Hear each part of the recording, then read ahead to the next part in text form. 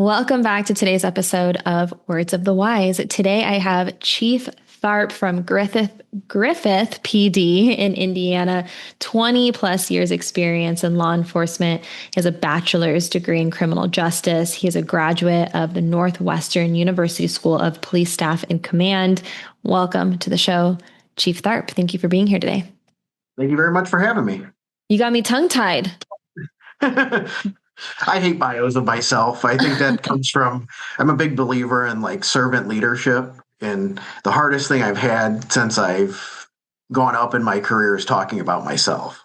Yeah. I'll sell our department all day long. I will talk about my officers. I hate talking about myself. Yeah, I think a lot of people can relate to that, and I think if the mission is to take care of the people within the organization, you have to be a little selfless and it can't be a self-serving agenda all the time. But I will also counter that with, being able to share things about your experience is helpful for other people to understand, because there are people who want to know how to get where you are. They want to be chief of police someday and they want to learn from you. And so understanding your trajectory, I think, is also beneficial for helping other people. I get that. That's a hard lesson I've learned in life is I've learned that selling myself helps my mission in my department also, especially when dealing with the community and people on the outside, and even bigger recruiting nowadays. Yeah. I mean, that's a huge issue that I think we're facing nationwide. I think we're seeing a big improvement, but we're still not where we were when I started. Yeah. I think what I've learned is that there's a big difference between standing on the top of a mountain and being like, look how great I am. And, it was a breeze to get here and I didn't struggle at all. And, look at me, and saying, hey, I am at the pinnacle of my career. I am at the top of this mountain, but here are the lessons that I learned along the way. Here are some of the things that I think could help you. Here are some of the struggles that I had because it wasn't easy climbing this mountain for 20 years. And here are some things that I think can help set you up for success so that you maybe have an easier path for yourself. And I think there's a big difference between the two of them. And I think we've all seen that from, different people. There are always going to be people who stand at the top, screaming from rooftops saying how great they are. And there's other people that are like humble and really want to help elevate everyone else to meet them at the top of that mountain. I think there's enough of that in law enforcement right now. And I think the newer generations are seeing that we need to worry more about training our replacements also. Mm-hmm. I mean, even if you're worried about your own legacy, those people you set up to replace you are going to be just as much of that legacy as you are. 100%. Yeah, I agree with you. And it's not a losing game. I've met a lot of people who genuinely thought that by them holding all the secrets close to their chest and, trying to tear other people down. And I understand it's competitive. Every workforce is going to be competitive. And, there's maybe only one spot available and everyone's competing for that same promotion or whatever that looks like. I get it. But just because other people are improving doesn't make you less than. And I think it actually speaks louder when you have someone who's great at what they do. They're willing to put in the effort to build other people up, and they're still striving to be better themselves. And I don't think that just because someone is, to be honest, I want people to be better than me. I want the people in my circle to be better than me because I think that improves me. But that doesn't mean that you're less than. And I think some people think that. So hopefully we can change that narrative a little bit. Just on that one, I got a good example from my predecessor when he left. I took over January of 25, so about a year and 4 months. And one of the things right away I learned is the grace of somebody accepting that they're leaving their legacy. And then when I came in and changed a few things to go, well, good job. And you're a different person, make it your place and not have that, no, you're just changing what I did. And that was an excellent example to me of how to be a good leader. Yeah, you want other people to feel like they have ownership in the roles that they're taking over. And I've taken that is when it comes to leadership, that one of the big things is empowering my road supervisors. Mm-hmm. on with that same thing is no, make your patrol crew yours. Mm-hmm. Everyone's going to be a little different, but concentrate on yours and take ownership of that. Yeah, and make it better.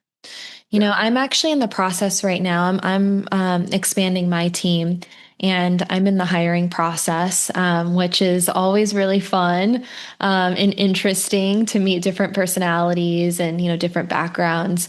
And I tell every single person, like, I want you to one feel like you have a voice in what we do because you're a part of the team, and what you say and what you bring to the table has value. And I think that that's extremely important. But I will also want you to come in here and I want you to improve upon what we're doing, because I am under no illusion that we're doing everything absolutely perfect. I think that there's always room for growth and improvement. And I think the moment that you think that there isn't, we got to reevaluate some things. So for you to be like, hey, I want you to come in, I want you to have ownership, and I want you to make it better. Like, make it better than I ever could. I think that's the team that you want to have in your corner. And that's what I'm currently looking for as I expand my team, is like, who's going to come in here and make things better, make me better. That doesn't mean that like I suck, it just means that they have a fresh new perspective, which I think is super valuable. And you can add, I use like patrol crews as an example, is they can all have their own personality too. Mm-hmm. And every supervisor, what works for them and what works for the people under them is going to be different. Mm-hmm. You have a unique set of people working with you. So one leadership style isn't always going to be the same from group to group Yeah. there.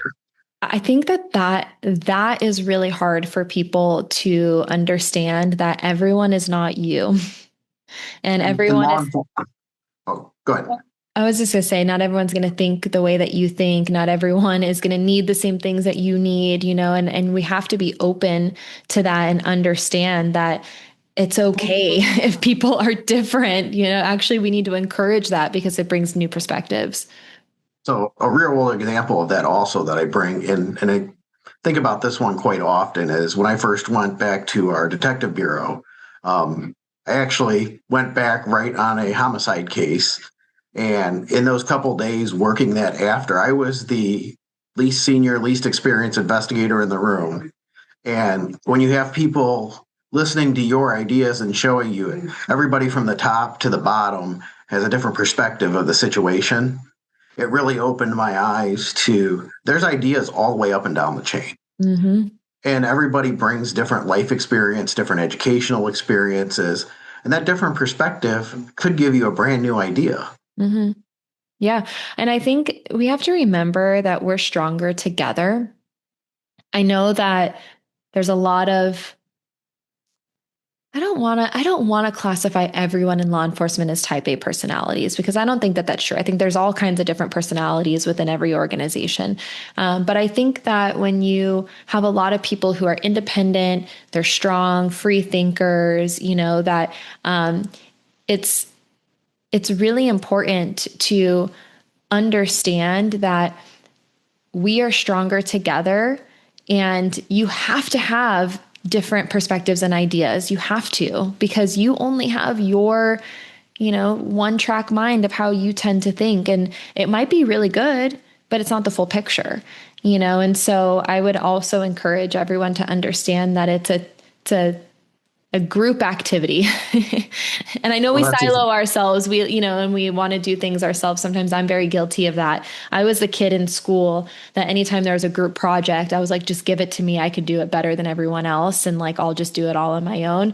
And I would like get us A's on like the group project, but I was the only one who did it. So I am very much that personality, but I've had to learn that you are stronger as a team. So, yeah. well, you were my favorite person in that type of group then, because I was not the student in school. So, Yeah. I was annoying when I was like very like, but this was when I was like really young. I had like my rebellious, like, didn't care stage when I was in high school, but when I was younger, I was definitely the person, like, when the teacher left and they said don't talk, and then people were talking, I would write down the names of the people who were talking to like tell on them. I was not everyone's best friend. I didn't have a lot of friends actually when I was like really young because of that reason. And I've had to learn to work with people and to like let go of control, you know? What's unique too in my background is I don't come from a law enforcement family. I don't come from a law enforcement background of any kind. For lack of a better way to put it, I kind of stumbled on this career. I was in college, didn't really know what I want to do in life. Honestly, it sounded like a good idea, and it's worked out amazing for me. And I think sometimes I'm a big believer in the world puts us where we need to be sometimes. Mhm. Some things happen out of our control, and we end up in situations where we can make a difference. I agree. I 100% agree. And I actually have a very similar background because I have a lot of people, I'm sure you have a lot of people who ask you, why law enforcement? And when they ask me the same question of like, why'd you start working in this space? My answer is the same. Like it was by chance. I stumbled upon it. Life circumstances bring you to where you are. But I also think that everything I had experienced in my life previous to that prepared me for what I was doing. And if I didn't have those past experiences, I wouldn't have the perspectives that I have now. And it's the same with you. The life experiences you had shaped who you are, and that prepared you for what you were going to do. And so I think it's really valuable, even if it wasn't the grand plan. I'm too very grateful that I landed in this space because I do think it's where we were meant to be. So I know that when you and I talked a little bit offline, you said that historically wellness was something that was neglected in your profession. What do you think was the result? Because I think everyone can agree, that it wasn't a part of the conversation before. It wasn't something that was prioritized. It was kind of like a suck it up, buttercup mentality, back in the day. But what do you think the result of not prioritizing wellness has been, and the impact that that has had on people? I think it's twofold. While working the job, you see a decrease in the performance that you got for our community and our citizens. And then going into retirement, the statistics back it up that we have a shorter longevity. Mm-hmm. I mean, it's scientifically shown that police officers have shorter retirements. And I am firmly believe that happy and healthy is the way to get to retirement and not just survive this job, Yeah. because surviving isn't what we want to do in life. We want to thrive. We want everybody that works here to be able to go fishing with their grandkids, hopefully see their great grandkids, and just be happy. Yeah. And both mentally and physically are required. You need to be mentally and physically fit to do that. Yeah. And I mean, I've seen my own struggles through my career. I've gained a decent amount of weight through my career, and that's something I'm personally working on right now because I want to get to that point. Yeah.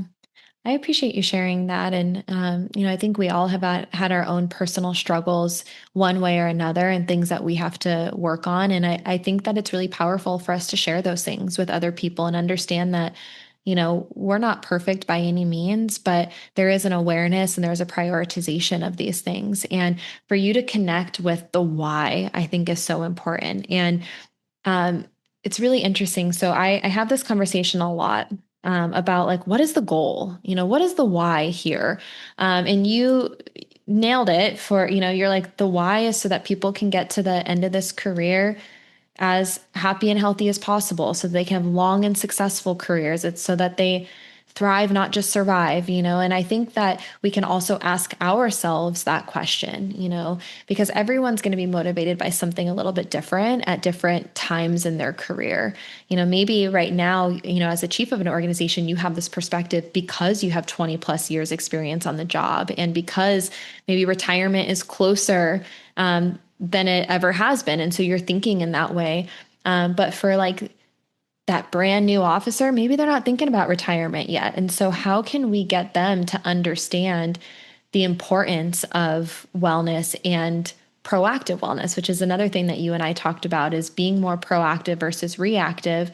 And a lot of times, what I find, because I ask this question a lot, is that the why changes throughout the career, but the core of the why is always longevity.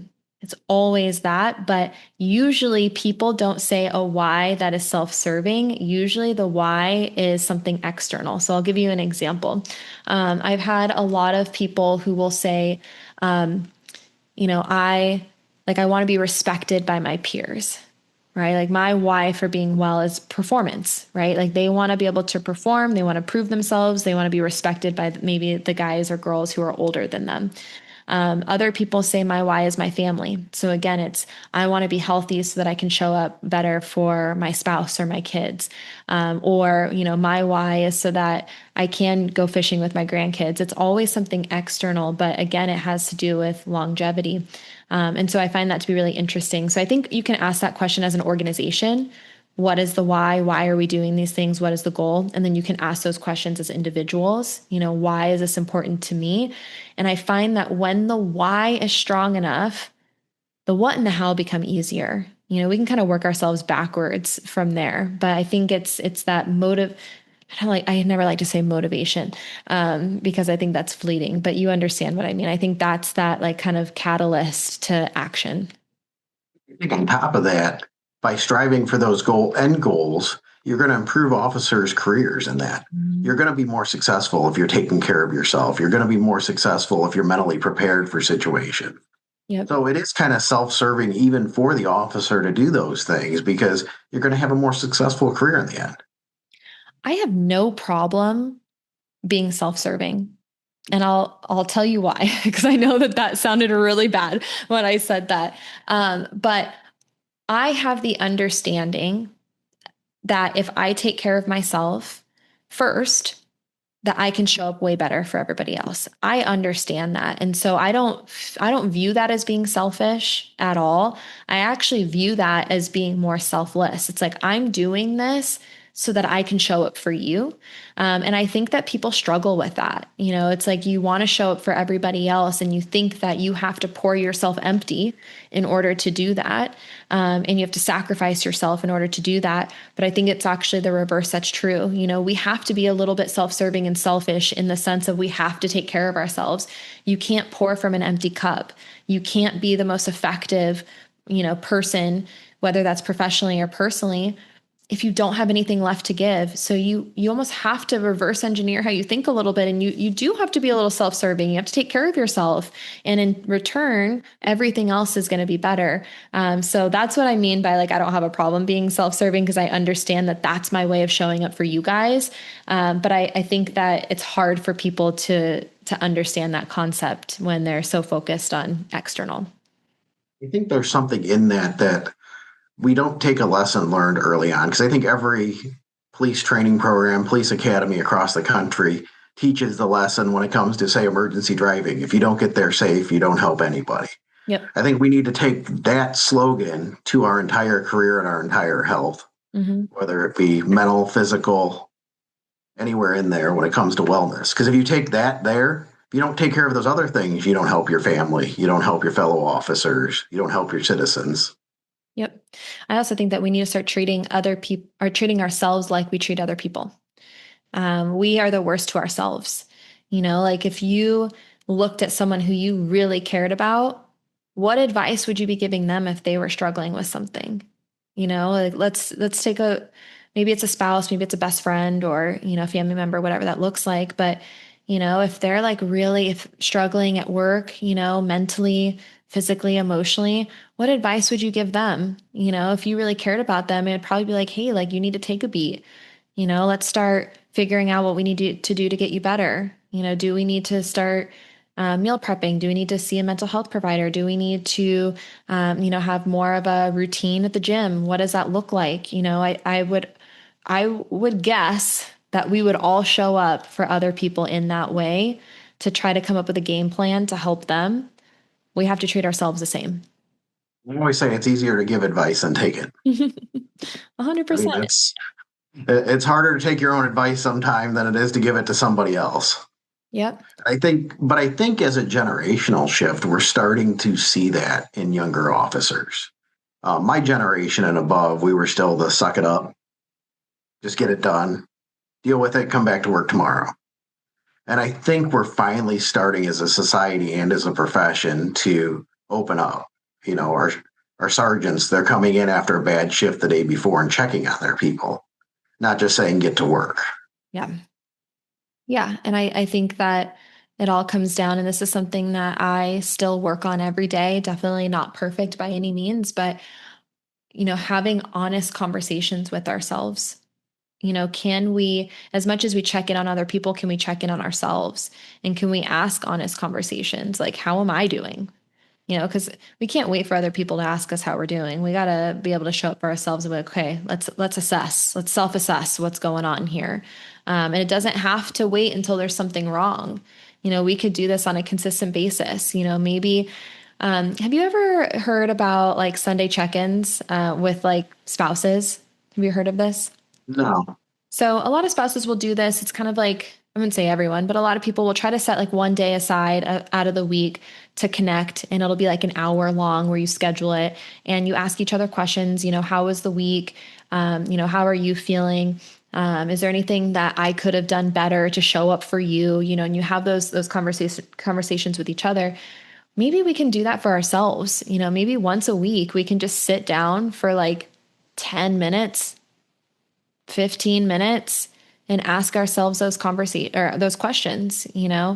How am I doing? Is there any way I can show up for myself better? Is there any way I can show up for others better? And I think the more we have awareness and that self-assessment, the better we can be for others and the more action we can take in a positive direction. But when we just avoid and escape and numb, away everything, there's no room for growth. I think before you have to find where that happy place is for you that you're doing that check-in. Mm. Like I'm an outdoors person, so being somewhere in nature, going for a hike somewhere, that's where I can have that mental conversation with myself. But it's also taken me a long time to figure that out, that I need to do that and I need to take care of myself in that way. Yeah. And you brought up a good point earlier that we hadn't talked about when it came to wellness is spouses, marriages, relationships. Historically, we're a very bad profession for that. From the stress we're under, from just the situations we're in, we don't communicate. We don't do that. I'm guilty. I'm divorced. So I'll share that out there. And there's things that probably could have been done better had at an early age started taking care of ourselves and acknowledging a lot of what this profession does. Yeah. Yeah. I mean, I'm divorced too. So like there's no shame in that. And I think, how can we learn from all of it? How can we learn from the good stuff? How can we learn from the hard stuff? Everything in between. And the reality is that we're never going to eliminate divorces. But can we possibly reduce the number? Probably. I bet there's things that we can do that could make things better for people. Any sort of wellness that we look at, injury prevention. Can we eliminate injuries? No. Can we significantly reduce the number of injuries? 100%. Yes, we can. And it goes back to what we talked about before of being proactive versus reactive. And so I want your opinion on what proactive wellness truly looks like, maybe from an organizational perspective, and some of the things that you guys are doing to be proactive to make sure that we can reduce the risk as much as possible and that we are setting everyone up for success. One of the first things as a department probably about 10 years ago now, and this was under my predecessor, I take no credit for it, but we were the first police department in the state of Indiana to have a social worker on staff. And she handles both internal and external. I hate to say the word issues, but we have, whether it's helping our officers with dealing with citizens with problems or setting up wellness programs for ourselves, whether that be financial, physical, mental, any of those categories. And for several years, then we started rotating through different kind of training programs. We've done financial training programs in the past. We've done wellness days and physical check-ins. This year, we actually started required mental health check-ins. They are not evaluations. And this was brought up about 3 or 4 years ago to me in a class. And one of the chiefs that was talking about it at the time said it took probably 4 or 5 years at his department for it to get buy-in because we're cops, we're naturally not trusting. It's the field we work in. But I brought it to my people and go, I don't care if you come in and talk about the Super Bowl. We're not going to hear what you talked about. We're not going to do that. But if you can establish one person that finds out there's help out there for a need, it's done its job. Mm-hmm. Yeah. And Well, we got very positive feedback this year. I'll be honest, I want to do everything we can. Like I said, happy and healthy are my key words, and want to do everything to get everybody to that. When you institute something like that, it's kind of a nervous thing, even from the top. yeah. Well, I'm interested to hear, maybe some of the pushback you got from that because the word mandatory is, um, controversial, right? Like some people agree and some people disagree. But I love that you said, hey, like we went into this understanding that it was going to take time, but we stayed true to our goal, which is to save lives. And if we get pushback along the way, but we know that we're going to save someone's career or save someone's life, then it's worthwhile. I'm interested to hear, what were some of those things that you saw as far as pushback, and how were you able to continue the program with still connecting to that, deeper why? To be honest, we got, I expected a lot more than we got, and we got very little. I mean, there's really, when it comes to a conversation of it, there's not a whole lot that got brought up in the pushback. I was mentally prepared myself Mm-hmm. for a lot more than we ever saw. And I mean, I think there's starting to be a realization of not only do we have traumatic incidents, but we have cumulative effects Mm-hmm. from everything we see year after year. Do you want to find if an officer's burned out? Like, give them the resources with that. And I think after the first couple people started doing that, word always spreads. Right. And once that starts happening, no, this isn't a bad thing. Yeah. Yeah. Um, I I think that the first step is always the hardest step, to get people to try something new. I think, change is sometimes difficult. But I had a chief one time say because they also mandated mental health check-ins, and there was another chief, I think, that came up to him and, they were kind of having a conversation and they're like, we can't make this mandatory. Or maybe it was someone like on their team, it was like, we can't make this mandatory. And he goes, yeah, we can. He's like, we mandate training, we mandate uniforms, like we have policies for all these things, like we make them do XYZ. We can mandate mental health to save their lives and careers. Like that is something that we can do. But I think that there's sometimes fear, that maybe you're going to lose people if you start mandating things. And I think plenty of people see over the years where people develop PTSD, they develop alcohol issues, substance abuse issues, all of that as a cumulative effect, and it sneaks up on you. Mm-hmm. I mean, most people don't go in and say, I'm going to go be an alcoholic. Right. It sneaks up on you.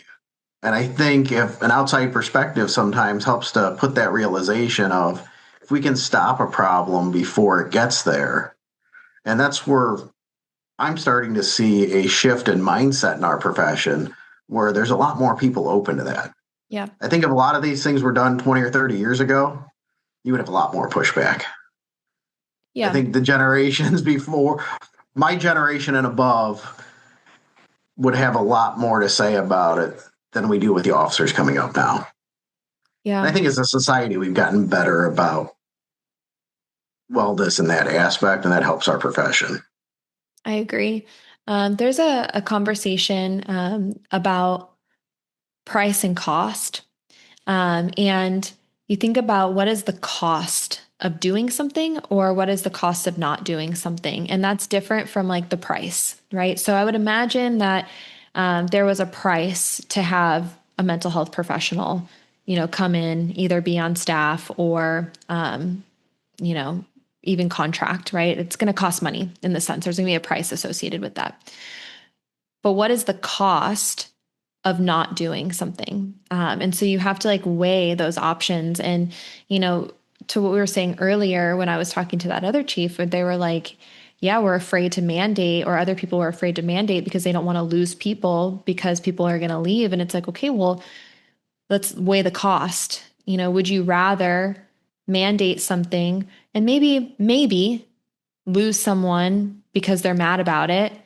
Or would you rather not do it and lose someone because of, God forbid, suicide, or, you know, their career was ended early because of an addiction or whatever that looks like? And so there's price and there's cost. And a lot of times the cost outweighs the price of the things that are happening. And so I think that we have to just look at different perspectives, you know, like, are you really going to lose people because you mandate something? Or are people just going to be maybe a little bit like disgruntled for a little bit and then they'll come around? And if you don't do it, is there a higher risk of you losing people to other things like addiction, suicide, things of that nature? I firmly believe that in the long run, you're going to lose less people. I And agree. we all know the cost of hiring an officer, even if you just go to that basic cost, is nowhere near or is way more than the cost that you're going to pay for some of these services. Yep. I mean, you're talking in hundreds of thousands of dollars in training compared to a few $100s in bills to make sure somebody's mentally taken care of. Yep. 100%. I agree with you. My last question, and then if I missed anything, I'll let you take the floor. But my last question is for the younger generation who are coming into this career today. What words of wisdom would you share with them if you could reverse time with all the knowledge that you have now and give advice to your younger self? Enjoy every step of this job. I mean, I think too many times we get caught up in goals, little successes. Have fun on this job. I mean, there's very few careers out there where you get to do everything you get to do in law enforcement. And where do you get to go to work where 2 days are never the same? I mean, there's always mundane days. There's always days that are stressful, but there's very few professions out there that I see where you can have this much fun at work if you put that mindset to it. I love it. Thank you. Did I miss anything? Is there anything else that you want to add before we wrap for the day? No, I think we've covered most of it. Like you said, the only other thing I've gone in is just making sure that we develop that proactive mindset with our officers. And I think that comes into what I said for the words of wisdom there is making the job fun. Yeah. Is we get caught up in the calls and the tasks. Find your passion. I mean, there's so many different aspects to this job. Find your passion and work towards that. Yeah. And I would add to that of like, make that a priority. I was doing a presentation and I had a chief say this to the group, and I thought that this was so simple but so powerful. And it was, you will make time for the things that are priority to you. Period. You know, and we always hear people, they're like, I don't have time. I'm too busy. There's no way that I can do this, that, or the other thing. And it's like, if it is a priority to you, you will make the time no matter what. And so I would say, yes, 100% what you said, like find those things, make time for yourself, prioritize yourself and your family, and prioritize your job too. I think both can happen. And sometimes people think that it's one or the other, but you do have the time. You just have to prioritize it. You can find your passion in both. There's nothing stopping you from finding your professional passions and your hobbies and your stuff that because you need that decompression time. Yep. Exactly. To me, hobbies are the time and those things you love outside of this job are the time to have those self conversations Mm-hmm. where if you want to have a check in, well, if you tell yourself, hey, Sunday at 10 a.m., I'm just going to sit here and talk to myself.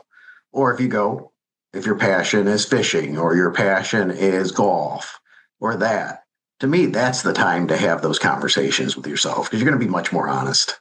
Yeah. Well, what you just explained is called habit stacking. Um, Something very similar. Have you heard of this before? No, So doing things during times in which you're already doing things, right? So if someone does already have a routine of going fishing on Sundays, then how can you have those conversations with yourself, or maybe say 3 things that you're grateful for, or whatever that looks like for you while you're fishing? So you're not carving out extra time. You're already doing something and you're just adding to that. I also tell people, like, very simple, maybe every time you shower, you get in there and you know, say 3 things you're grateful for. And that helps set the tone for the day and create a positive mindset moving forward. And so there are ways for us to create that space during times in which we're already doing things. For me, what helped me, especially to build a new habit, because there might be some people who, they're not going fishing, or they're not going to the gym, they're not going hiking, they're not doing these things yet. Maybe it's something that they want to do, but they haven't prioritized it. And so for those people, I always recommend putting it on your calendar and making it a non-negotiable for yourself. Because for me, if it's not on my calendar, it doesn't happen. And hold yourself accountable to that. I always tell myself, for example, this podcast today, this was on my schedule. There is no chance I'm missing it unless there's an emergency or I'm super sick or whatever, right? Like, I am going to make sure, and even if I'm sick, I'm probably hopping on, but I'm going to make sure that I show up for you because I made this commitment to you, and that's important to me. And we have to treat ourselves the same way. We have to hold true to our commitments to ourselves, unless something, huge comes up. And so that helped me to build the habit of doing the things, is to schedule that time. And then eventually it becomes like second nature, where you're like, nope, non-negotiable. Sundays I'm fishing for 2 hours. Like, see you later. Like, don't call me unless the house is burning down, But sometimes I think people need that extra help. And how can we treat ourselves like we would treat someone else if we had something scheduled with them? Kind of a wrap on that is a lesson I think most of us learn too late in life is positivity is a learned thing. Mm-hmm. Um, as humans, I think we have a tendency to be negative in situations. This profession doesn't help in that. And being positive is something, it's a learned habit. And it's a learned habit to force that. Like, if you're having a bad day, I'm coming out with the smile here. Well, even if I have to force it now, Mm-hmm. that's going to start building that habit going forward and change your mindset.